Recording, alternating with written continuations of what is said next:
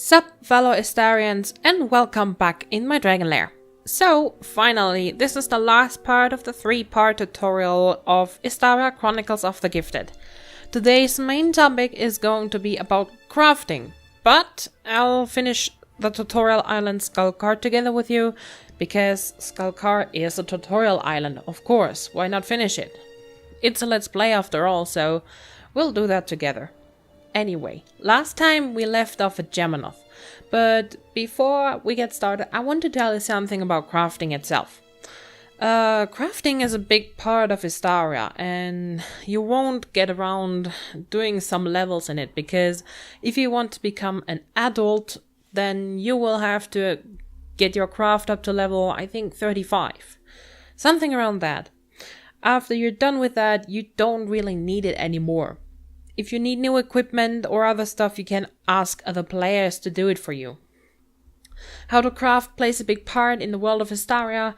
However, crafting differs greatly depending on if the player is a dragon or a biped, because each type generally produces goods for only their particular species.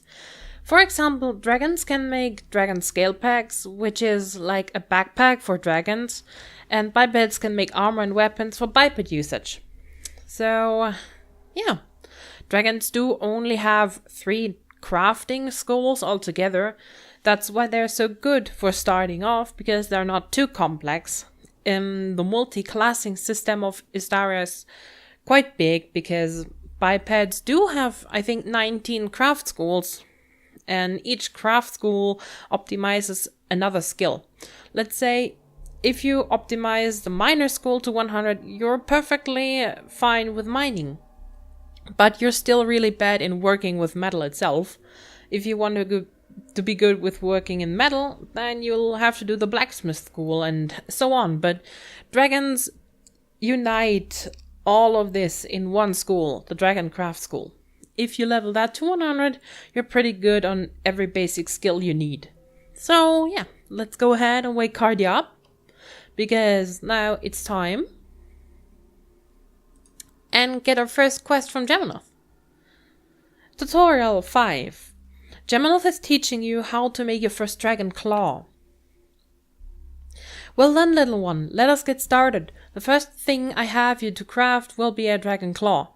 Dragon claws are worn over your original claws in order to protect them from breaking or getting too dull.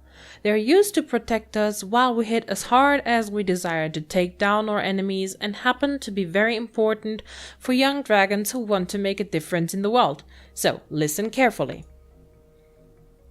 The first thing you need together to make a claw for yourself is copper and tin, which can be found down the hill near the lava pool.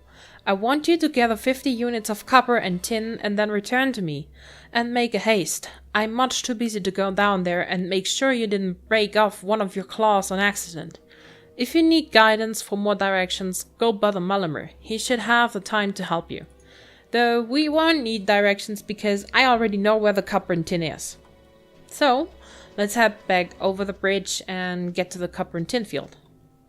I keep forgetting I can glide over bridges. I'm actually not sure if gliding over bridges is actually faster than normal walking, but it's fun for sure. Alright. If you see that sign down there... Oh, I screwed up the gliding. If you see this sign, copper and tin, these little dirt piles or whatever is, it's copper and tin. So, now, to gather stuff in Istaria from copper, tin, and stone, whatever you want to gather, you can use your abilities. For that, if you open the character window and go to craft, to gather copper and tin, which is an ore, we would need a dragon mining ability. You can drag and drop these into your hotkey if you want to, but you don't have to, because if you select the copper and tin and hit the gather button, your dragon is going to use the dragon mining ability on itself. And then the dragon will start gathering. This is a copper and tin. Now, if you were a biped, so another race than a dragon, then you would need a tool to gather specific resources. For example, for stone, for ores. let's take the oars. We would need a pickaxe to gather them. Bipeds are unable to gather stuff with their bare hands. That's only something dragons can do. Another thing why they're pretty good in crafting, in my opinion. Not as complex, but good. So, we already gathered way too much of the stuff that we would need, because we would need only 50 copper and tin.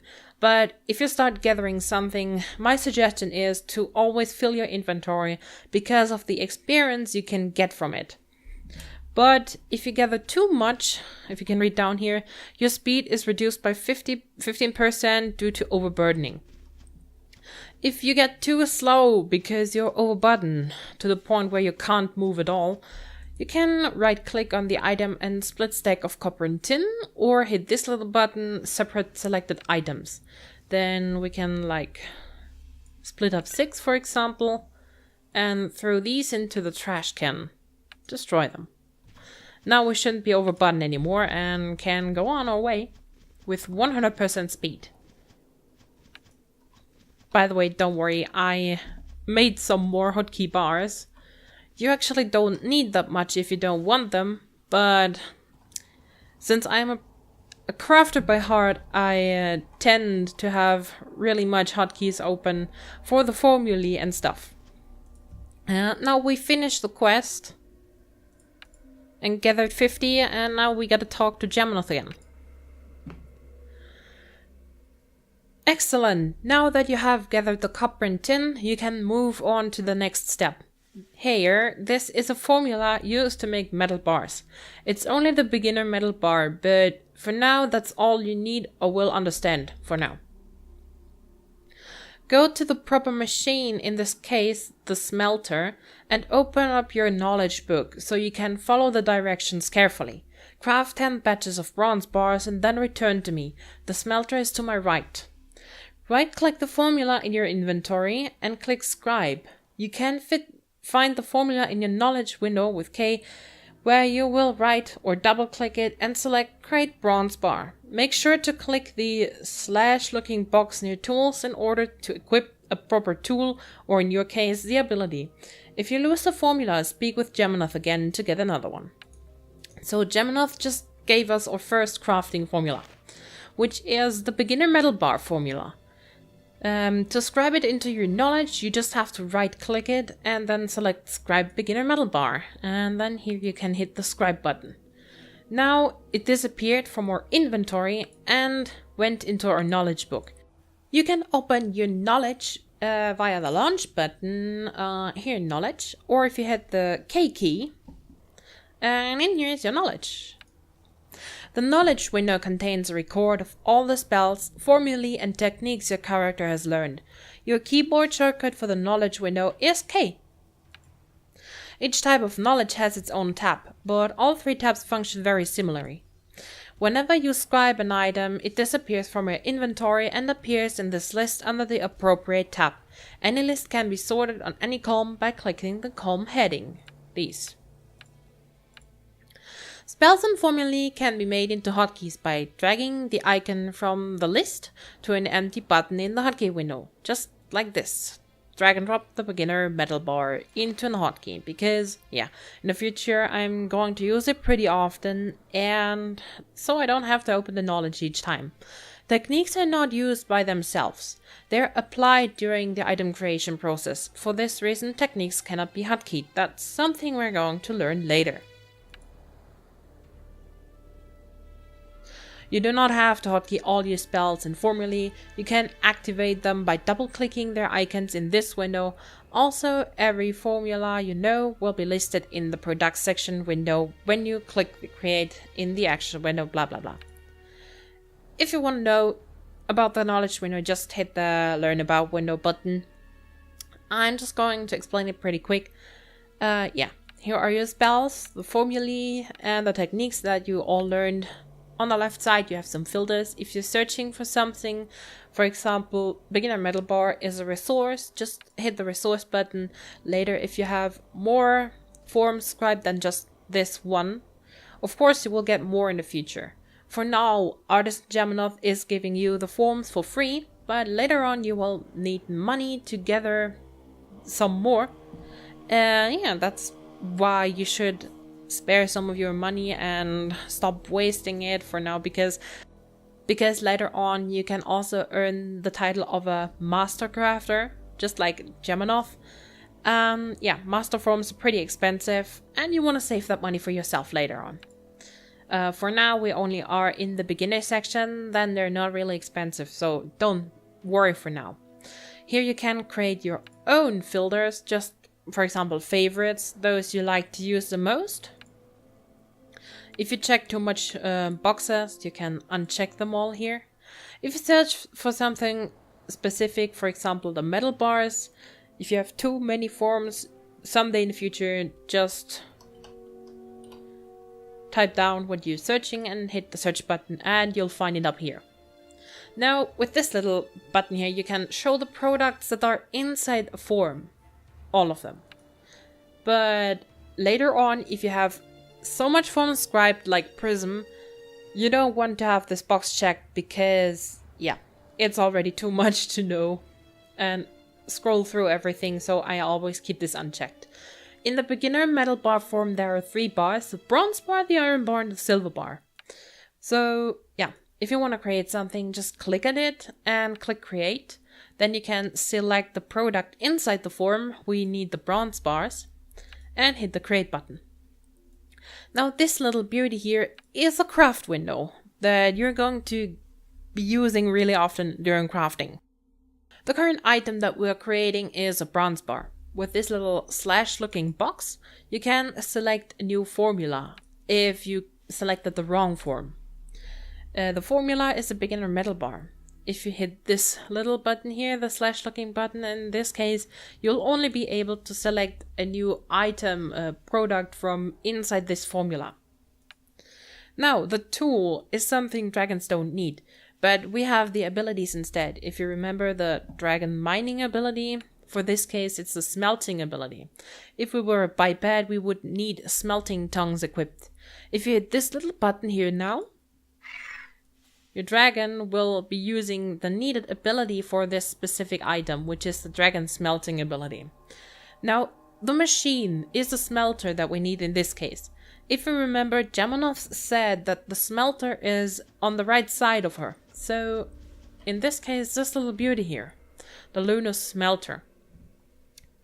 Now it became white, that means we're close enough to it. If you run away again, it will become red. So to craft something, you need to be close to the machine.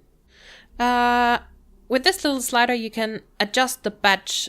You can adjust the batch slider if you want to create multiple batches of the item at one time. If you remember, we need to craft 10 batches of bronze bars, but I'm going to create everything I can because we gathered a little bit more.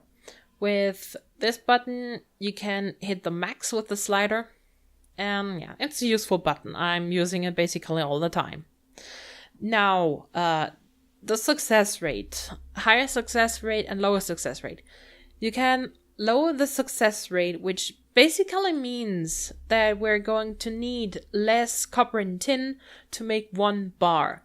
So we could actually create 48. But if you look at now, 48 batches at 1% success rate means, yeah, that you have only 1% chance of succeeding in this whole process. So the chance is really high that you screw up everything and you will lose everything. I always craft at the highest success rate, at 100%. So I'm sure that I'm getting what I want to get, these 19 bars. Down here you have some basic information. For the resource that we want to make, the bronze bar, we need copper and tin ore. We currently have 97, and for 1 bar we would need 5. With base and tag, I don't know, I never use these two. They're not interesting for me. So the skill that's used is the smelting ability. Our current smelting skill is 16. The minimum required skill to craft the bronze bar is 1. And the optimal skill to craft a bronze bar is 200. It basically means that we're currently crafting with an efficiency of 7%. If we reach 100%, it means that we're going to need less copper and tin to craft 1 bar. Currently, we need 5 copper and tin. If we craft at 100% efficiency with a higher craft level, then I think we only need 2 copper and tin to create 1 bar. And that's pretty less, actually. That's why I always keep my crafting higher than my adventure. Well, I'm at least trying to. So now we're crafting 19 batches at 100% of success rate, and yeah, that's what I'm aiming towards. Techniques available and techniques applied are something that we're going to learn about later. If you want to sell your item later, you can already set a custom price. And in here you have some basic information about the item you're crafting. Now, if you uncheck this little box here, it won't close this window on creation. You can keep it checked if you want this. And the auto deconstruct is something that we're going to use later. So now everything is green to go. If something in the requirements is not there, missing or invalid machine, it will inform you down here if something is missing. For example, if we're using another ability now, missing or invalid tool, basically. So it will inform you if something is wrong. So now we can go ahead and create these 19 bronze bars. Congratulations, you learned the basic of crafting. But yeah, we're not done with this tutorial now. Now we have crafted the bronze bars and it keeps going. Well, they may not look very pretty, they will do their job well. The metal is what holds the claw together, but the gems are where the added damage comes from. For this claw, I require you to head back down the hill and walk a little bit towards Karkat. Before you reach him, you should find some garnet outcroppings. I want you to gather 30 units of uncut garnet and return to me. So, I'm going to show you where the garnet is. Isn't too hard to find.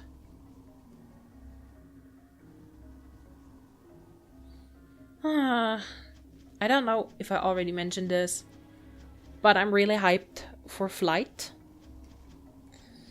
I don't know how bipeds can do this. Run all the time. I'm so used to flight. Well, you found the garnet. Great. Walk up to one of the nodes and gather from it to satisfy Jamanoth's request. It's the same like with the ores. Just this time, the ability we're going to use is Dragon Quarrying. Remember, gather as much as possible. Now, we don't need the copper and tin, so you can just go ahead and throw these into the bin. Currently, we're still pretty slow on gathering, if you see. 1 uncut garnet, 2 uncut garnet, 12 uncut garnet, sometimes you've got luck. Anyway, if you higher your craft level, you will also higher your quarrying and mining abilities. So, yeah, then you're going to be a pretty fast gatherer sometime.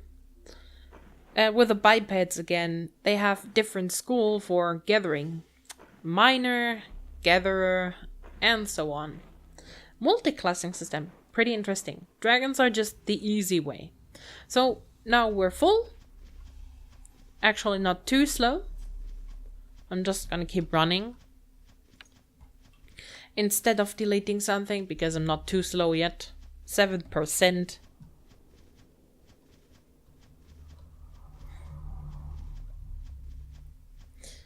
Just don't forget where Jamanoth is. And you'll be all fine. And stay on the roads, and then you'll be a little bit faster than normal. Fun fact, you can actually greet Jamanoth from behind here. And go even further back. But, yeah. That's not something I want to do. Alright, it's time for you to process this uncut gem and make it into something a little bit more pleasant to use. There is a gem cutter bench in one of the rooms, the one with the green crystal on the same side as the smelter. Head down there and process the garnet into 6 cut gems and once again return to me. I've given you the formula for beginner gem cutting. If you lose it, I can provide you with another, but I'm sorry, I don't have an unlimited supply here. So once again, we got a form from Jamanoth. Right click it and scribe it into your knowledge. Now we can close the inventory and open our knowledge with the K key. I'm gonna drag and drop this form into the hotkeys as well, and I'm going to show you how it works. If we now hit the hotkey where the form is inside, we can now choose the product that's inside the form. The tier 1 is always 3 gems, and the next tier as well. So yeah, we have 6 gems right here. We have tier 1 and tier 2. What we need is the garnet, and hit the create button. This is the machine down here that we're going to need. The Lunus gem cutting bench. And we're already close enough to it to craft it. Now, if you stop for a moment, as you enter the branch of the cave, you see Hatchling who eyes you cautiously. She's got a little tip for you, something I told you before about the success rate. Hello, I'm Krina. I'm a student of Geminoth. Did you need help? I know a little bit about crafting. For instance, it's usually better to aim for a higher success rate rather than lower resource cost. Also, if you want to make things for more experience, but don't want to keep them afterward, you can deconstruct them. You will get some of the resources back and can make even more. Yeah, about deconstructing, that's something we're going to learn later, because you can't really deconstruct bronze bars and gems. Krina nervously moves her feet and smiles awkwardly. She's kind of cute. And a little bit smaller than me as well. Yeah, I would be a little bit cautious if I were as small as her. So now, the item we want to create is garnet from the beginner cut gem form. The tool that we need would be a gem cutter for bipeds and a gem working ability for dragons. Just hit this slash looking little box here, and the dragon is going to use the ability needed. Yeah, we're standing in front of the right machine. We are crafting every gem we can do for experience.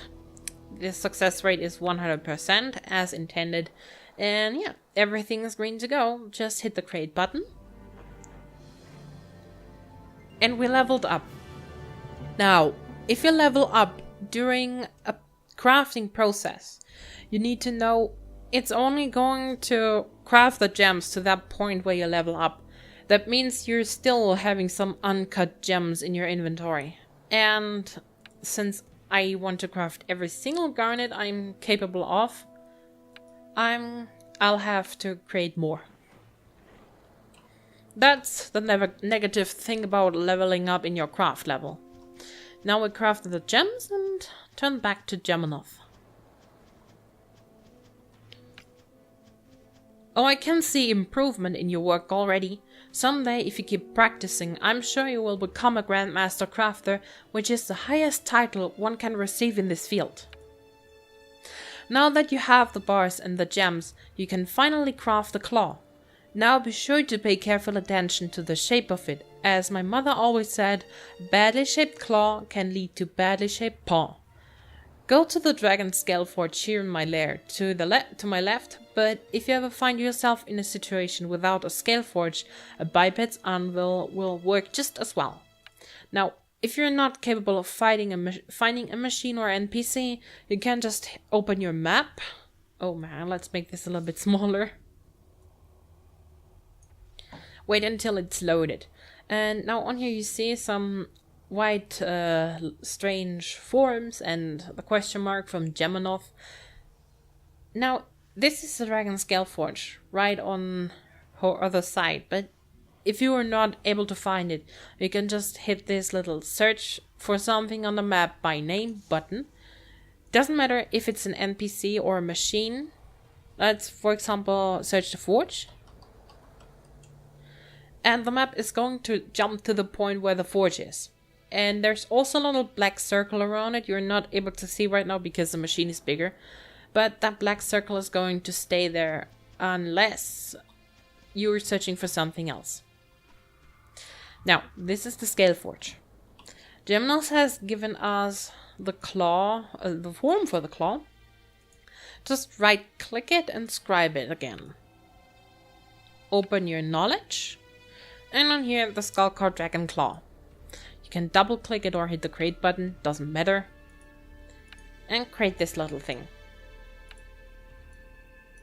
Here are some basic informations about what the claw can do, but I'm going to show you this afterwards.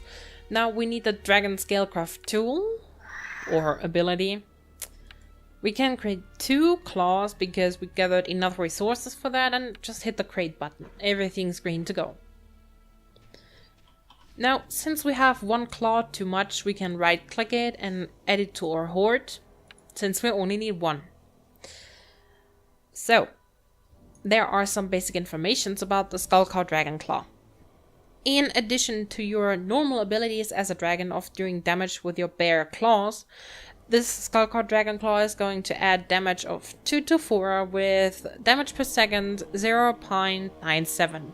The attack type will be slash, and there are some bonus stats that will be added to you if you equip it.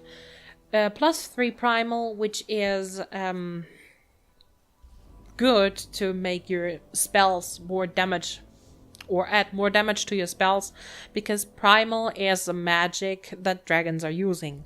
And tooth and claw is for, your teeth and claw will do more damage as well. Range is melee, that means you need to be in front of your target directly to hit it. The delay is 31. The skill to equip it is Tooth and Claw. The equip slot is the Dragon Claw slot. Open up your inventory, and this is the Dragon Claw slot. Just drag and drop it into the slot if you want to. Right click it to equip the Skullclaw Dragon Claw, or hit this button up here, equip selected items. And the current adventure level minimum to equip it is 1, and Tooth and Claw needs to be greater than 1. If you're unsure what your current skills are, just open your character window and skip to skills on adventure. Your Tooth and Claw is currently in the base 33, so you're able to equip this claw. Don't worry about it. Now we have it equipped in on our equipment window, and it's going to help us make more damage. Oh, not bad. Not bad at all for your first claw. It has a nice shape and looks fairly sturdy. Very well done, Cardia. You can equip the claw by double-clicking it in your inventory or by dragging it onto the claw slot in your equipment window. We already did that. We're 1 step ahead of Geminoth. Now, next quest. Now that you've made a dragon claw, Geminoth is going to teach you how to defend yourself by making scales to wear over your normal scales. Yeah, that makes logic. This is a little simpler than crafting a claw. It only requires 1 processed resource. You're going to be crafting your first dragon scale, which, much like the claw, is worn over your scales to protect you from getting injured. It is used as armor and can be imbued with special properties to make it even more powerful. There are 10 scales you can wear in total, but only the most advanced warriors can wear them all at once. So, if you open your equipment window, the first scale that we're able to wear is the dragon chest scale, then the wing, then the head scale, and so on. I think each 10 level, for example, level 0 is chest, level 10 will be wing, level 20 will be head, and so on. Head down the hill again and run past the tin and copper field, right over the hill. You will find a large deposit of sandstone. If you want to gather 25 sandstone slabs and return here to me. I want you, not if you want to. I want you to gather 25 and return.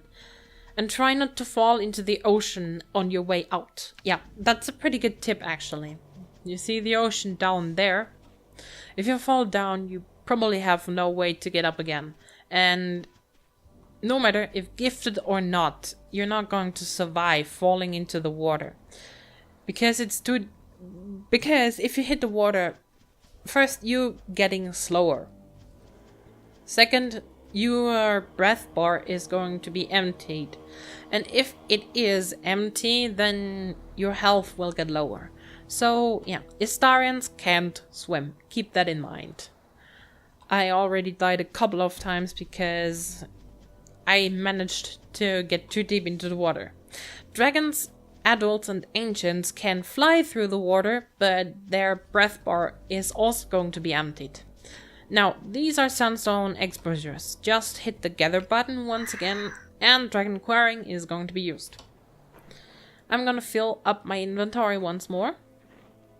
By the way, you don't have to open your inventory each time. If you remember, up here is your capacity bar of the inventory as well. Don't worry, you'll be able to make that one bigger one day. If you remember, at the beginning I said something about backpacks for dragons.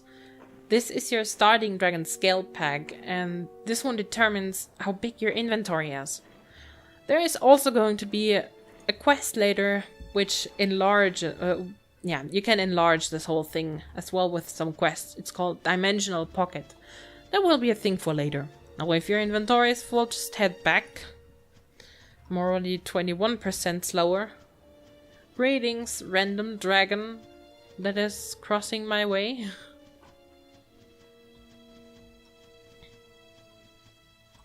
I'm happy to see other players on Istaria, actually.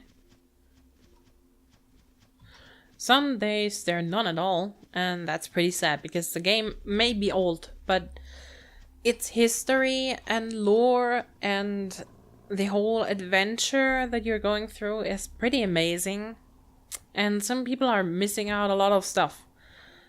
It's better than the story of Dragon's Prophet or World of Warcraft. And I still like it more than everything else. It's my most favorite game, so you can imagine.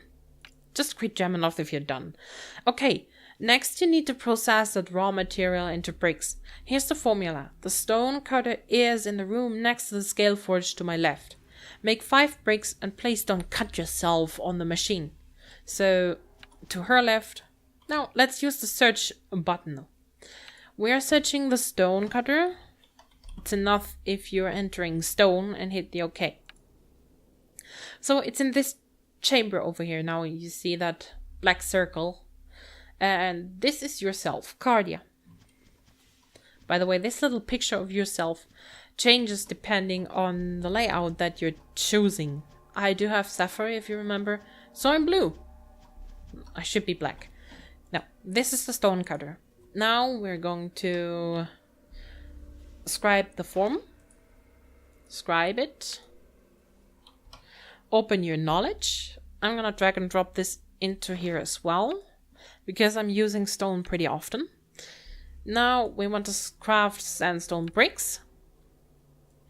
We are close enough to the machine, have enough resources. All we need is the dragon stoneworking ability. We can craft 19 even though we need only 5, and hit create. You have made the bricks, return to Geminoth. That is going faster by any second.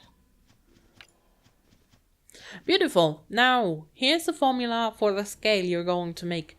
Dragon scales are made specifically to fit over your body and protect you from attacks. So when you craft it, be sure not to make it too big.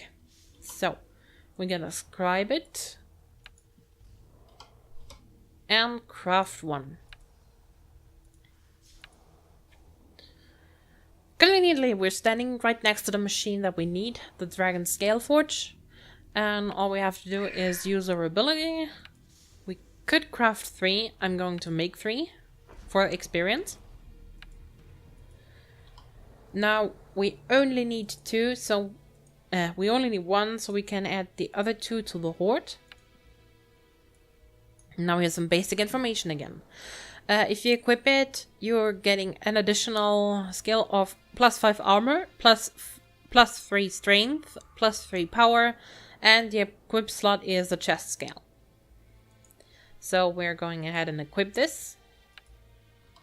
Yeah, now we're all set to go. Well, little one, I have taught you all you need to know for now. Before you leave, I have some coin for you. You'll need a lot of it going forward to buy formulas for yourself. If you ever want to be a master crafter like I am, you need to start somewhere. Yeah. Some of the master forms can be pretty expensive in the future. Yeah. I'm leaving without a quest. Sorry. Return to Karkath. I believe it is time for you to return to Karkath, young one. Be safe and make sure to say goodbye to Malamir too. Yeah. It's a good idea. Now, basically, the crafting tutorial is over. That went a little bit faster than the adventure. But if you remember, I said we're going to finish Skullcar because there are some things I still wanted to show you on this island. Oh, no way. She gave you 2 whole silver? Gemonoth would sell her own teeth before giving me any coin. Be careful though. We dragons are notoriously hungry for anything reflective. Well, I'll see you later then, Cardia. So, now we can head back to Karkath, who is going to show us a little bit more fighting. And then we're basically done with Skullcar. Let's see if I manage to hit these chains. A little challenge for you, Cardia. Ah, I missed it. Yeah.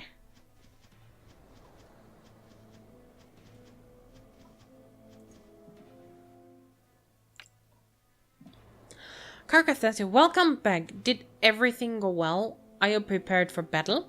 Yes, I am. Let's go ahead and do this. Karkath wants to make sure you remember how to kill before sending you out against more dangerous enemies. Maybe you should test out your claw and scale before I send you after the dangerous things. Ah, I have an idea. Go and kill a single grass beetle, just as a warm-up. You can find them over there by the shrine underneath the trees. If you're unable to find something that you're seeking, if you remember in the first tutorial, I bound cycle and select nearest enemy to F10 and F11. Now I can just cycle through the closest enemy to me, and now I found the tiny grass beetles. I'm going to follow this little arrow up here and stop walking against walls, and there they are.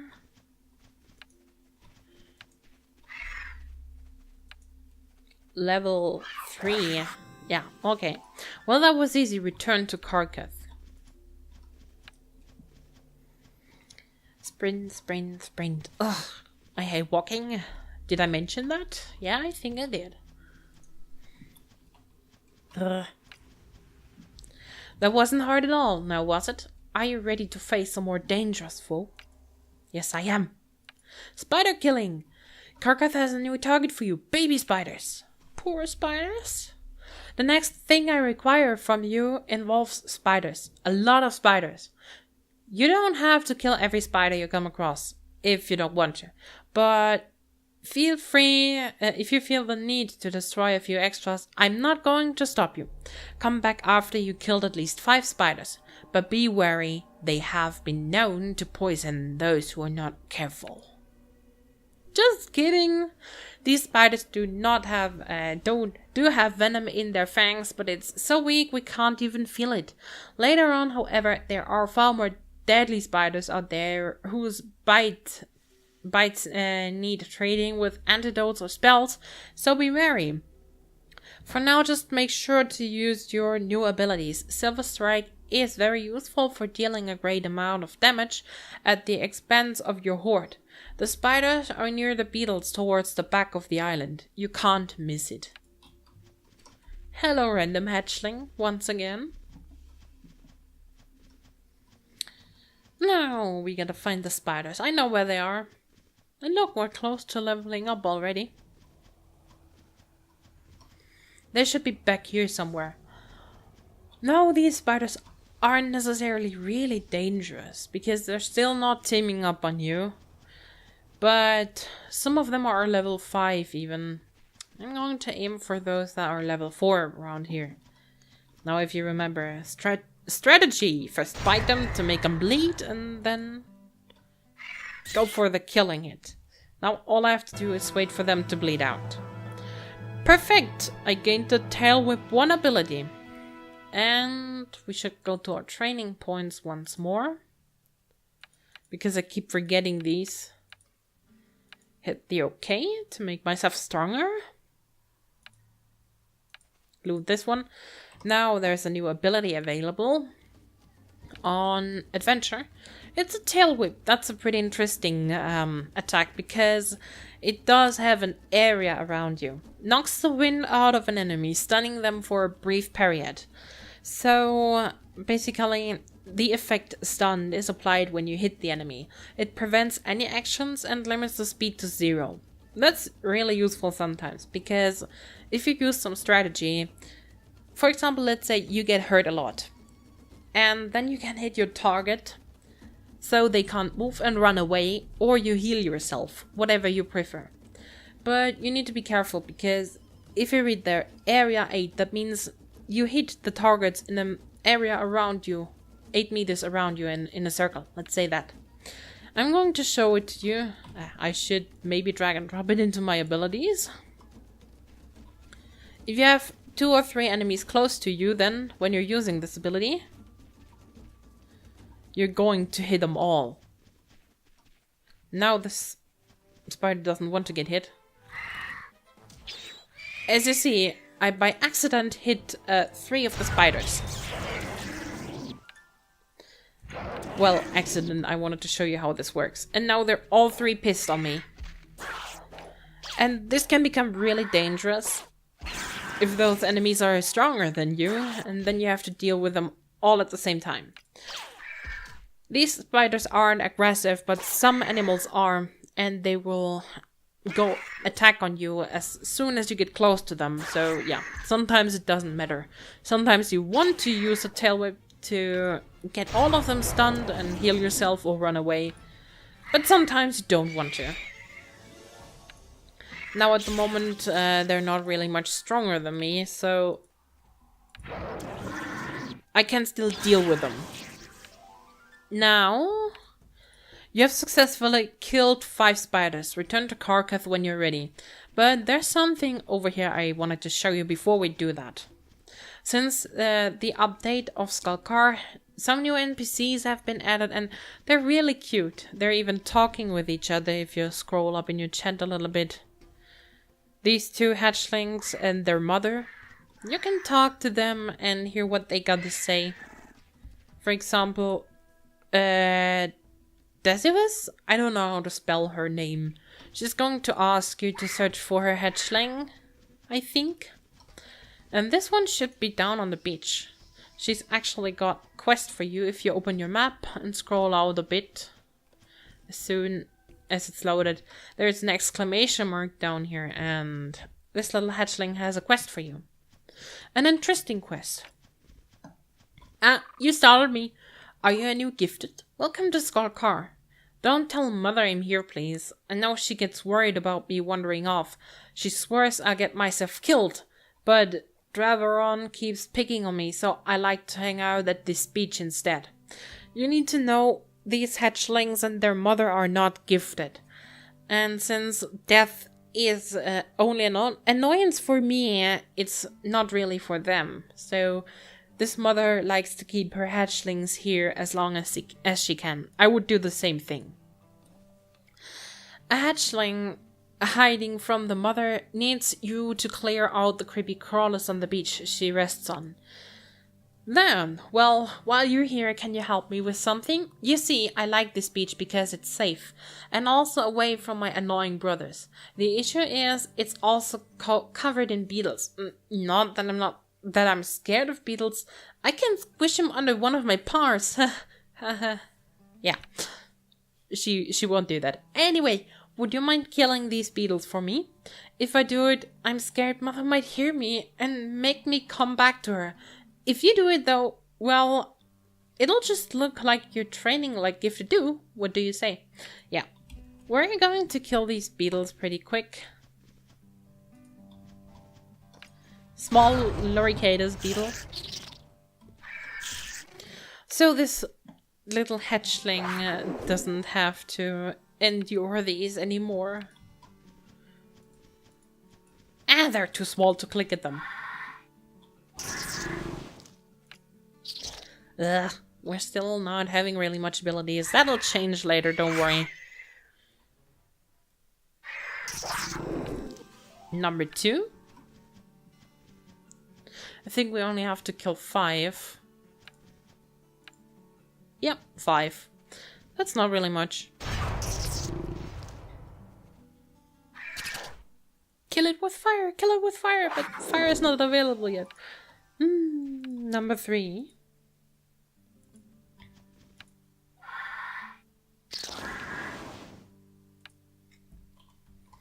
That should be a quick job.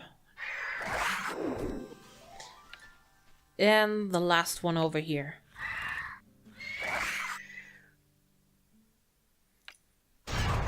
Sometimes I'm sitting here and waiting for the abilities to become available again. There are still some beetles crawling around, but there's no way you can get all of them. This should be enough to satisfy Viriasia's fears. Return to her and let her know of your accomplishment. Now, the reason why I'm doing this is because she has an interesting reward for us. You did it? You killed them? Thank you! I really appreciate it. Here, take this. Mother gave it to me to help me heal when my brothers haunted on me. Maybe it'll come in use for you too. After all, gifted get hurt a lot in battle, right?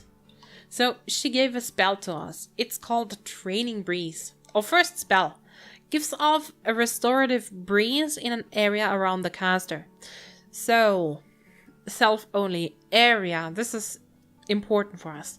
If you use this spell, it's going to heal 1 to 2 for a duration of 30 seconds every 5 seconds in an area around you as well.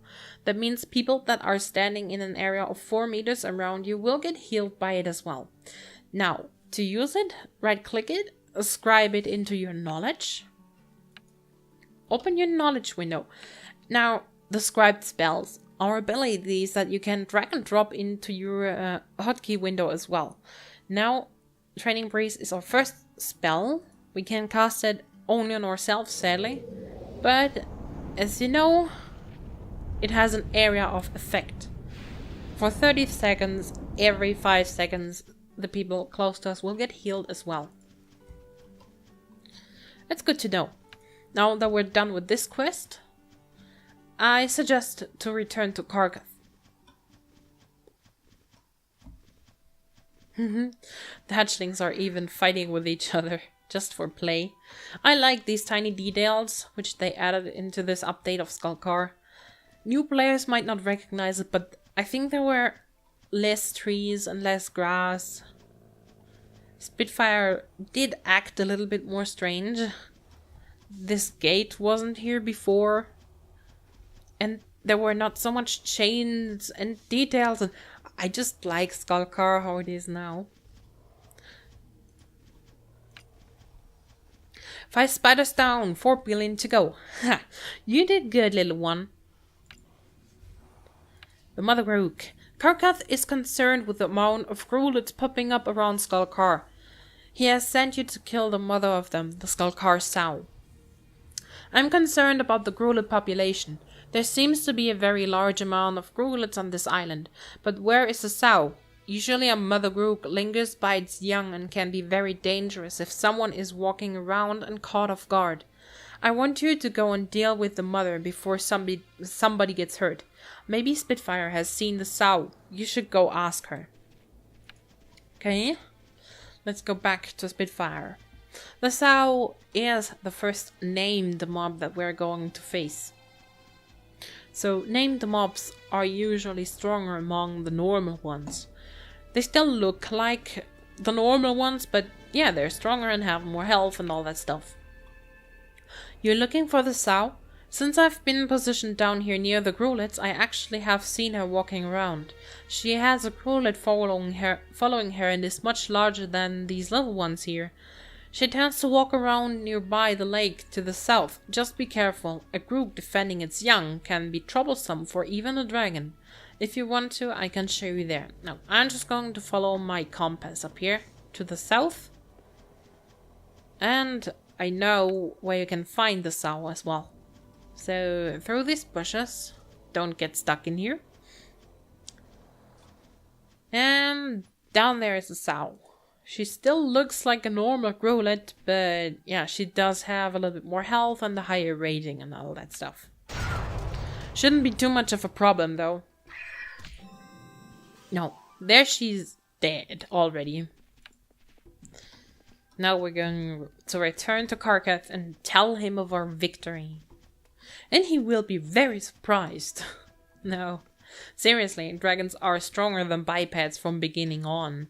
But yeah, bipeds do have a couple of skulls, and if they level them all up to 100, they actually become stronger than a dragon. That's something that's still confusing me, but I don't want to mess with an elemental archer as well, because I've seen them fight against a lesser epic mob alone, and that's pretty impressive. Now, you took her down? I'm impressed. When you get onto the mainland, you're going to find a lot more enemies who have names given by nearby settlers because of their notoriety. Be sure to be careful of them. You have surpassed my expectations from when you first showed up here in front of my feet asking me how to kill things. I think it's about time you left the island and moved on to the more dangerous areas. Here is a bit of extra coin for your effort. Get yourself something nice. So, head to New Christmas. Karkath and Gemonoth have both taught you everything they can. It is time for you to leave Skalkar and return to New Christmas. I'm sending you to the island of New Christmas, which is currently being invaded and attacked by the withered ages. I hope you can help them as much as you have helped me and the others here at Skalkar. Once you reach New Christmas, I want you to seek out Pratt McRobin, the steward. He will help you get settled and will brief you on the situation. To get to New Christmas, follow this road I'm beside past Gemonoth's lair and all the way to the very end of the island. There will be a teleporter there. Walk through it and you will arrive at the island. Good luck, Cardia, and thank you for all of your help here. Be sure to visit again once you've grown. Yep, I'm going to visit once again, because if you grow up, NPCs are starting to act different towards you. They appreciate your efforts, and if you become an ancient, they're going to honor you. You're on the right path. Keep following this path towards the portal to head to New Christmas. I'm going to do that, don't worry.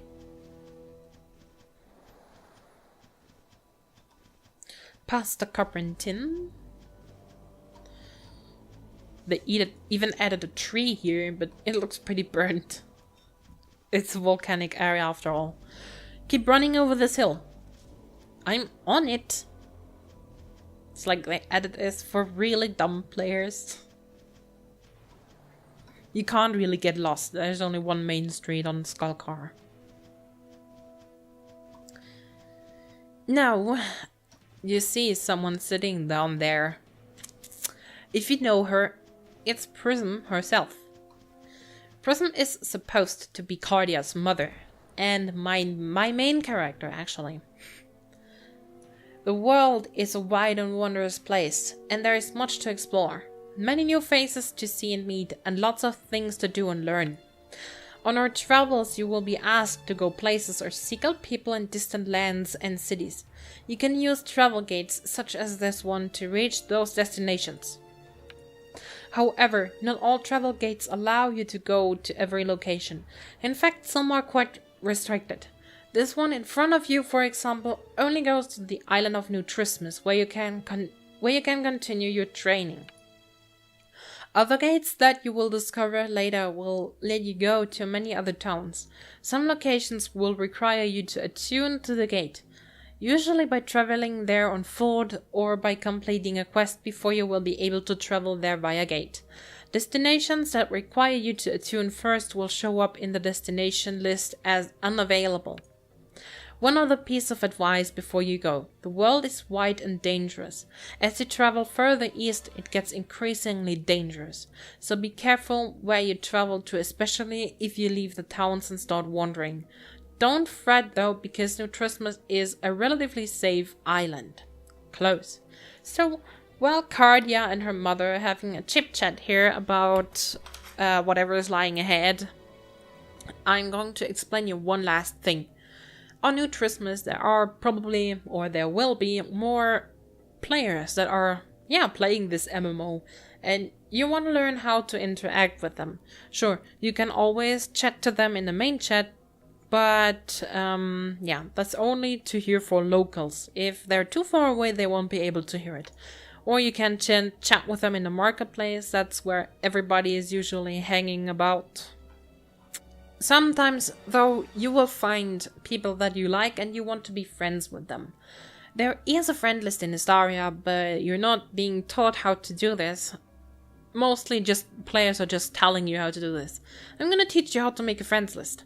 Open the launch menu and search for player list. Here, player list. If you found someone you want to befriend with, you can make a new group. We'll call this friends here. And hit the OK button. Now you can add players to this list by clicking at the list and add new players. I'm going to add Pryzm into this list now. And if I hit the OK button, Pryzm is going to get the message that he has been added into someone's friends list. Now you see if the player is online, and you will get a notification if this player is logging off or on. Well, if she's made herself or himself invisible, though, you won't get a notification. Now, let me edit this window because, you know, I like to everything to be a little bit more transparent. Now, another thing. You can group up with other players and invite them to a group. Right-click on them and invite Pryzm to a group. But other players can do just the same with you. And invite you into a group. You can just click on yes. And the group window pops up. Now, you can't do really much but leave the group because you're not a leader of the group. Others will have to do this by promote them to group leader. And now you can kick other people if you desire to, or follow them, whatever you want to do.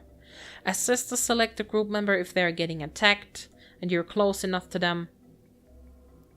Let me make this transparent as well. A group can have up to 20 members, I think. And a group is really useful in Istaria. Let me explain you why.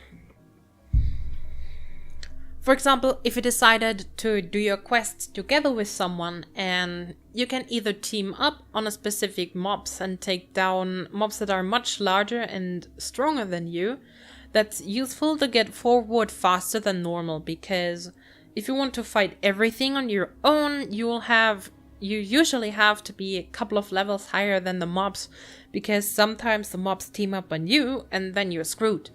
But now you can either team up on that mob and kill it faster, or you can split up and each one of you can kill mobs for themselves separately. Now group comes into play. This is a little bit more interesting. If you have the same quest and your friend kills something for you while being in your group, the kill also counts for you. And you will also get a little bit of their experience if they kill something. And that's pretty interesting. Istaria is a game made to, or meant to be played in a group. Now, if your group members aren't really close to you, but you still want to talk with them, there's actually a way to do so. If you type something, you just have to type in /G before you type in something like, hello my friend. And then you get your group, Cardia says hello. They can do the same. And you get a notification if they talk in group. Now, if you don't want to type this /G every time, you can actually make a specific tab only for groups. I'm going to explain you how to do this. Now, first, I want this tab to be in this chat window. Now, new chat tabs always go into the primary chat, and our primary chat is currently this one. So I have to go to the chat settings, remove this read only, and check this primary chat in here. And now I'm going to hit the OK button. Now this is a chat as well. Sorry. I'm going to make a new tab with this plus button. And now I can change the settings in here. I'm going to name this group. And first uncheck everything. because I only want to read group, guild, and group feedback in this window, for example. Something important is this default command prefix. This is this /G, which is going to be typed into this box each time when you type something, so you don't have to do it yourself. Now hit the OK button. Now if you type something with this default prefix, command /G is set in front of your hi, and you don't have to type in /G each time, and you just can go ahead, and type everything you want. Now this is our group window. Now I'm going to set this one back to the primary chat and hit OK, because I want my new chat tabs to be opened in here. Now, if you have someone in your friends list, you can PM them by right-clicking on their name in the list and send a message to them. Then a specific chat tab for only this player will open, and then you can type with him. If you close this window now, and that specific player is sending you a message back, the window will instead pop up in your chat tab if you got a new message. And by the way, if you saw this little blinking, you normally don't see this blinking if your chat tabs are fully black. So that's why I keep the transparency a little lower than normal, so I can see this stupid blinking. A lot of players don't know that.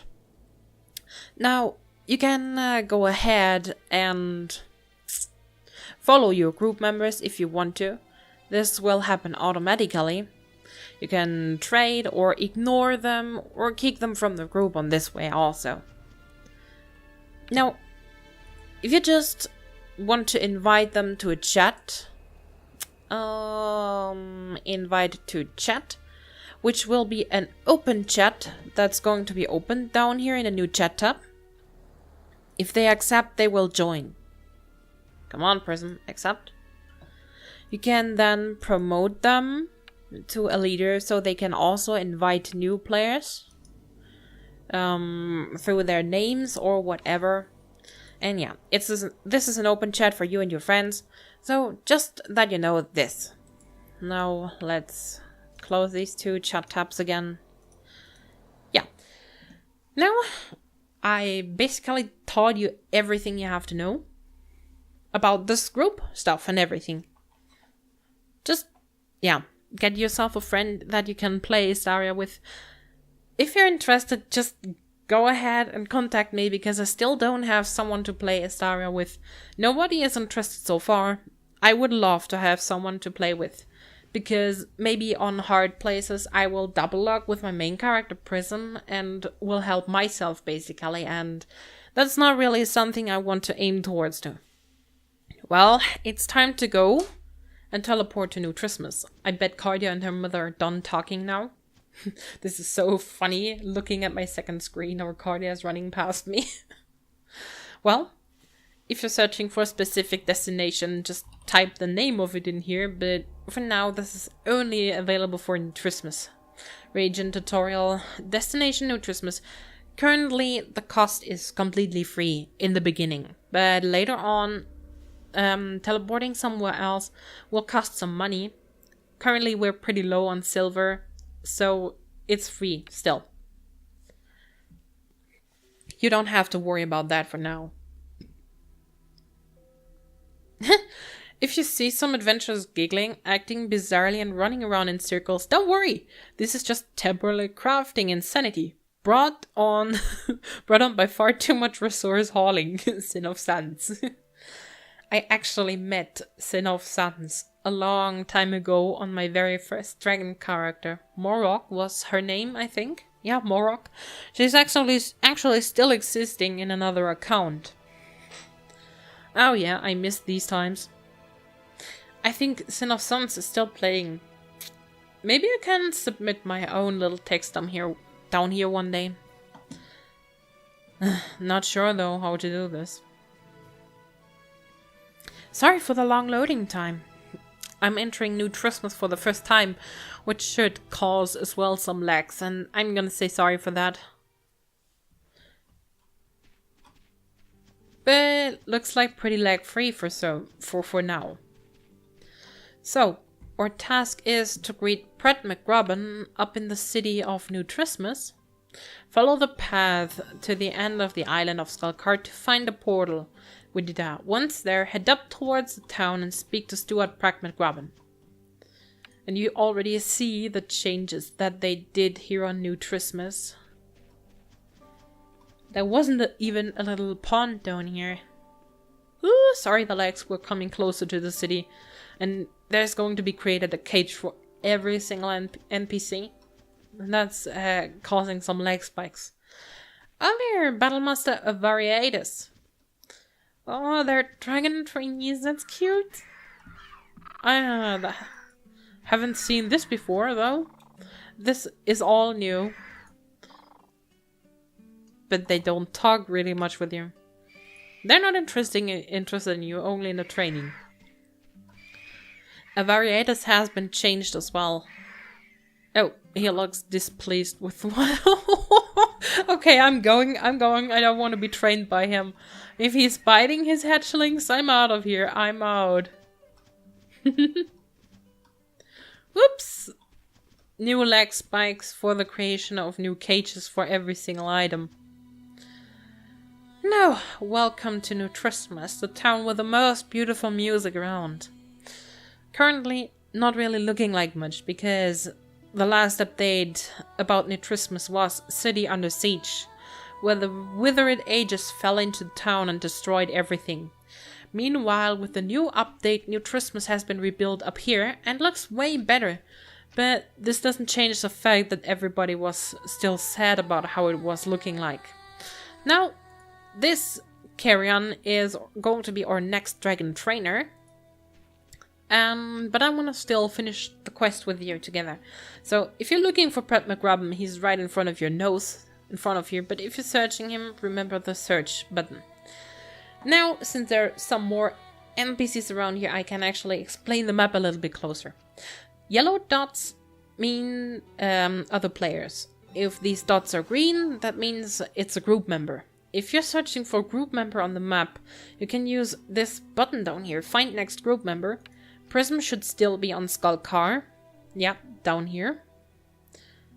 Back to Istaria. Yeah.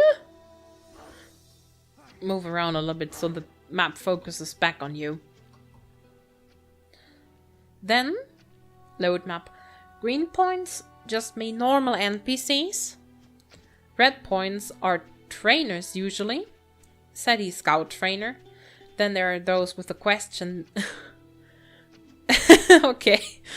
I have a twin sister. I didn't know. Okay. Question marks mean these NPC have the next step for your quests. And dark red points are tavern keepers and so on. You'll figure out everything earlier or later. Don't worry about that. Welcome to New Christmas. There's lots to sing and do in the village and in the surrounding lands, but first you should speak with Pryzm. He's standing right next to the shrine in the center of the town. Or this over here. I do have 2 siblings as it looks like. Exotic Drago is almost looking like me, but he's far more ahead than me in training. Now, for now, let's just finish this quest. Welcome to New Christmas, Dragon. I hold a great respect for your kind and especially for Instructor Kharkov. As you can see, our town has been destroyed and our home is in danger, so any help is appreciated. But for now, you should go speak with Variatus or Carrion the Dragon instructors who live near the portal pad you just arrived from.